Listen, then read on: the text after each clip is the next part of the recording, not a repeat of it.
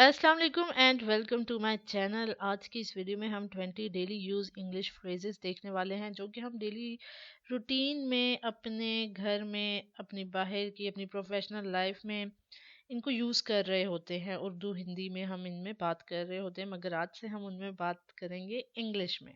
ठीक है, आज से उर्दू हिंदी में नहीं, इंग्लिश में बात करेंगे। तो वो क्या है देखते हैं। यहाँ कैसे आना हुआ। अक्सर हम कहते हैं ना कि कोई बंदा आपको लेट्स सपोज कहीं मिलता है, आप कहीं गए हुए हो, वहाँ पे आप लेट्स सपोज मार्केट आप गए हो, वहाँ पे आपको आपका फ्रेंड नजर आया, आप उससे पूछ लेते हो कि यूं नहीं आप पूछोगे कि तुम यहाँ क्यों क्या कर रहे हो, वो ऑकवर्ड लगता है। हम यूं पूछते हैं नॉर्मली, ये यूं ही पूछा जाता है, यहाँ कैसे आना हुआ। What brings you here, what brings you here, किसके लिए। अब हम कहते हैं ना कि यार ये मैं एक काम कर रहा हूँ, ठीक है, तो सामने वाला कहते हैं किसके लिए कर रहे हो, या फिर ये मैं किसी के लिए काम कर रहा हूँ, सामने वाला किसके लिए। फॉर हुम, फॉर हुम, किस लिए। मिसाल के तौर पे आप अपनी मम्मा से कह रहे हो कि मुझे कुछ पैसों की ज़रूरत है, वो आगे से कहती है किस लिए। व्हाट फॉर, व्हाट फॉर, ऐसा कैसे। अब इसकी मैं आपको एग्जांपल के साथ समझाऊंगी। ऐसा कैसे, how come you are so quiet today. एक बंदा है जो कि बहुत टॉकेटिव है, बहुत बोलता है, मगर आज वो बहुत चुप चुप है, तो हम कहते हैं ऐसा कैसे, ऐसा कैसे हो गया है। तो हाउ कम, ठीक है, हम इसको अलग भी यूज कर सकते हैं, सेंटेंस के साथ भी कर सकते हैं। रिस्क ही क्यों लेना। मिसाल के तौर पे आपका आपका फ्रेंड कह रहा है कि चलो उस पार्क में चलते हैं, जबकि आपको पता है कि ये पार्क बंद हो चुका होगा।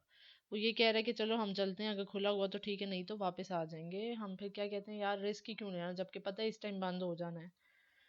Y take a chance, why take a chance, छोड़ो रहने दो। अक्सर हम कहते हैं बस छोड़ो रहने दो भाई। नेवर माइंड, नेवर माइंड, कुछ कह नहीं सकते।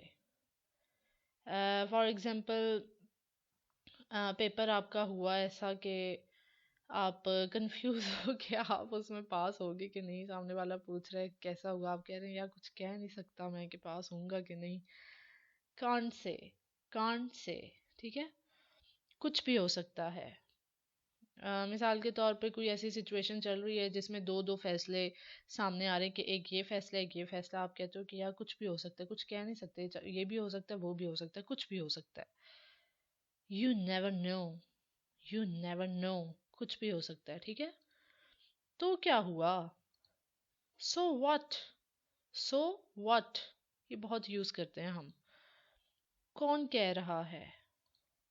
सेज हु, सेज हु, कौन कह रहा है कि कल बाजार बंद है, या फिर कौन कह रहा है कि कल कॉलेज बंद है, इस तरह सेज हु, ठीक है। पहले आप, ये अक्सर हम रिस्पेक्ट में बोल देते हैं कि पहले आप चलें फिर मैं आता हूँ, ठीक है, इस तरह से आफ्टर यू, आफ्टर यू। अब क्या करें, यानी कि गड़बड़ तो होगी भाई, अब क्या करें, अब इसका क्या हाल है, अब क्या करें हम। नाउ व्हाट, नाउ व्हाट, वाह इतनी जल्दी, that was quick, that was quick, वाह तुम इतनी जल्दी तैयार हो गए, इस तरह से हम बोलते हैं ना, दैट वॉज क्विक। क्या आपका काम हो गया। Are you done, are you done, ध्यान से पाँव रखना।